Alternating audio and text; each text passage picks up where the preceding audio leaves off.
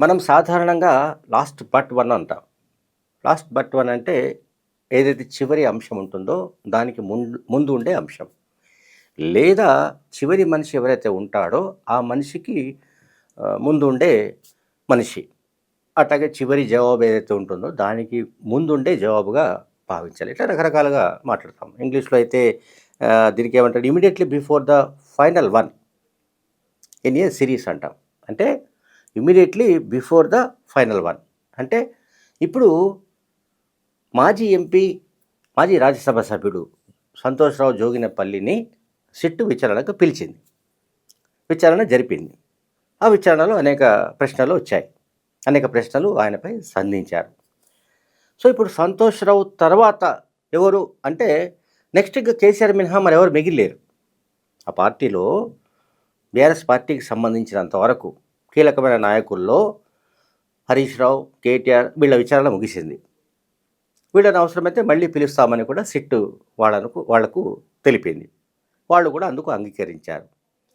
మేము చట్టాన్ని గౌరవిస్తాము, మేము రాజ్యాంగాన్ని గౌరవిస్తాము, కనుక మేము ఎప్పుడు పిలిచినా అప్పుడు మేము హాజరై మీ ప్రశ్నలకు జవాబిస్తామని కేసీఆర్ అన్నారు, కేటీఆర్ అన్నాడు, హరీష్ రావు కూడా చెప్పాడు. ఇప్పుడు ఇక కేసీఆర్ వంతు రాబోతోంది పక్కాగా. సిట్ వర్గాలు ధృవీకరిస్తున్నాయి. ఎందుకంటే కేసీఆర్కు ముందు అంటే చివర కేసీఆర్ అనుకుంటే ఆయనకు ముందు ఉండే వ్యక్తి ఎవరంటే సంతోష్‌రావు ఆల్మోస్ట్ కేసీఆర్ నీడ అనుకోవాలి. అంటే కేసీఆర్ ఎక్కడుంటే అక్కడ ఉండే ఏకైక వ్యక్తి సంతోష్‌రావు మనందరికీ తెలుసు. కేసీఆర్ మనకు కనిపించే విజువల్స్లో సంతోష్‌రావు లేని విజువల్స్ దాదాపుగా అరుదు. అంటే ఆల్మోస్ట్ సంతోష్‌రావు లేకుండా కేసీఆర్ కదిలే వ్యక్తి కాదు అనే సంగతిని కూడా ఇక్కడ మనం అర్థం చేసుకోవాలి. సరే, కేసీఆర్ను ఎందుకు పిలుస్తారు అని సహజంగా చాలామందికి వచ్చే అనుమానం. కేసీఆర్కు ఈ టెలిఫోన్ ట్యాప్కు సంబంధం ఏంటి అని. ఇక్కడ సమస్య ఏంటంటే కేసీఆర్ తనకు తానే ఈ ఫోన్ ట్యాపింగ్ సంబంధించిన ఇష్యూలో ఇంకొక రూపంలో ఆయన దొరికిపోయాడు. ఇంకొక రూపంలో డైరెక్ట్గా ఫోన్ ట్యాపింగ్ కేసు కాకపోవచ్చు, కానీ ఆయన తనకు తెలియకుండానే పరోక్షంగా మరో రూపంలో ఈ కేసులో చిక్కుకున్నట్టుగా కనబడుతోంది.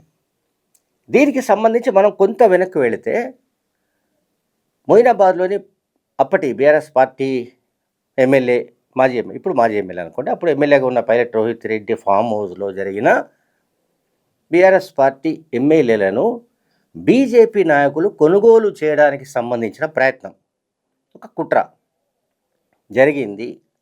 గోల బాలరాజు అండ్ రేఖా కాంతారావు, బీరం హర్షవర్ధన్ రెడ్డి అండ్ పైలట్ రోహిత్ రెడ్డి వీళ్ళ నలుగురితో పాటు మరికొంతమందిని కొనడానికి బీజేపీ ప్రయత్నించింది.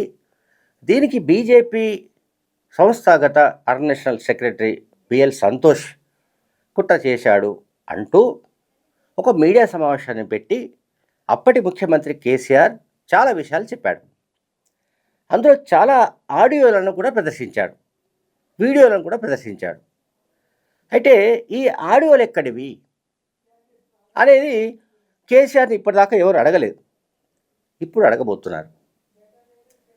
మొయినాబాద్లో పైలట్ రోహిత్ రెడ్డి ఇంట్లో జరిగిన సమావేశం వివరాలు, ఆ సమావేశానికి ముందు జరిగిన తంతు ఏమిటి, తతంగం ఏమిటి, ఫోన్ ట్యాపింగ్ అంటూ జరగకపోతే, ఫోన్ ట్యాపింగ్ ద్వారా విషయం తెలుసుకోకపోతే పోలీసు బృందాలు అక్కడికి ఎట్లా వెళ్ళాయి?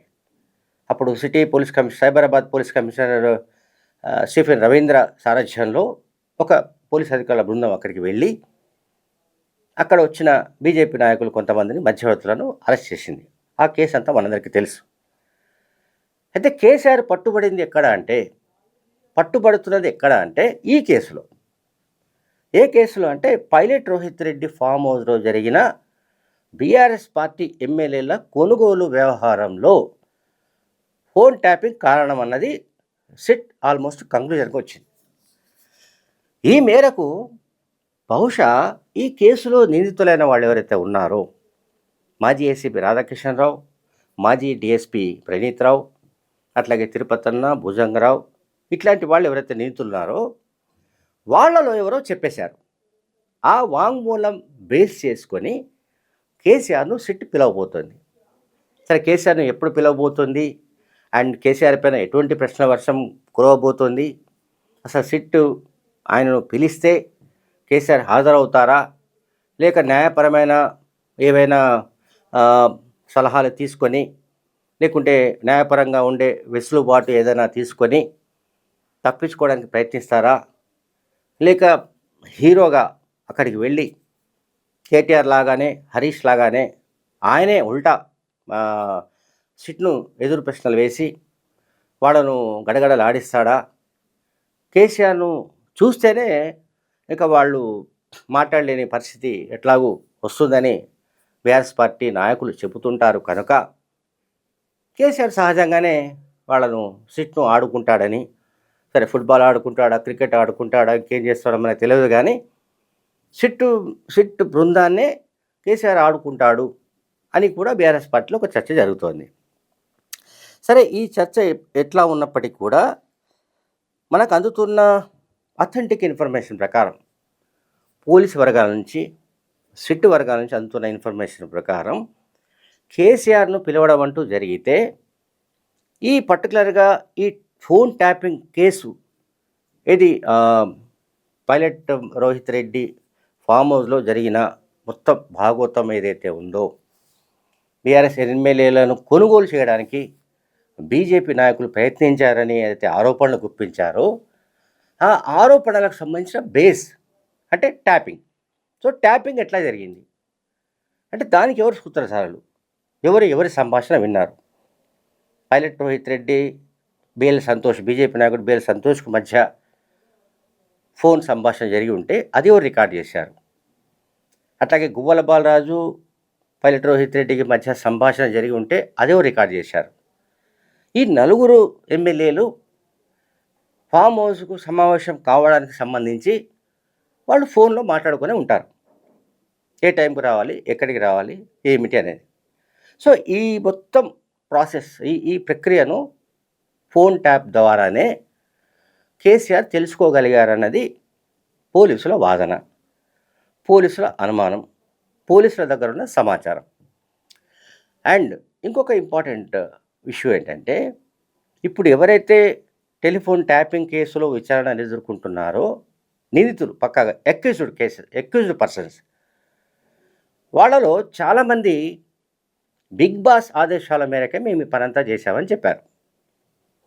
కొంతమంది ఏమో పెద్ద ఆయన చెప్పినట్లే చేశామని చెప్పారు. ఈ పెద్ద ఆయన, బిగ్ బాస్ ఇద్దరు ఒకటే, కానీ ఇక్కడ ఇద్దరు వేరు కాదు. సో పెద్ద ఆయన ఎవరు, బిగ్ బాస్ ఎవరు తెలుసుకోవడానికి కూడా కేసీఆర్ విచారణ ఉపయోగపడే అవకాశం ఉంది. కేసీఆర్ను సాధారణంగా బీఆర్ఎస్ పార్టీలో చాలామంది నాయకులు బిగ్ బాస్ అని పిలుస్తుంటారు, లేదా పెద్ద ఆయన అంటుంటారు. సో కేసీఆర్ పేరు ప్రస్తావించకుండానే పెద్ద ఆయన చెప్పినట్లే మేము చేశామని కొంతమంది, లేదా బిగ్ బాస్ ఆదేశాల మేరకే చేశామని ఇంకొంతమంది ఈ నిందితుల్లో చెప్పారు. కనుక ఈ నిందితుల వాంగ్మూలం బేస్ చేసుకొని కేసీఆర్ను గ్రిల్ చేసే అవకాశం ఉంది, కేసీఆర్ను ఇంట్రాగేట్ చేసే అవకాశం ఉంది. సరే కేసీఆర్ ఎటువంటి జవాబులు చెప్తారు, ఆయన నుంచి ఎటువంటి జవాబులు సిట్ రాబట్టగలదు అనేది మనం బహుశా అత్యంత త్వరలోనే చూడబోతున్నాం. Thank you very much.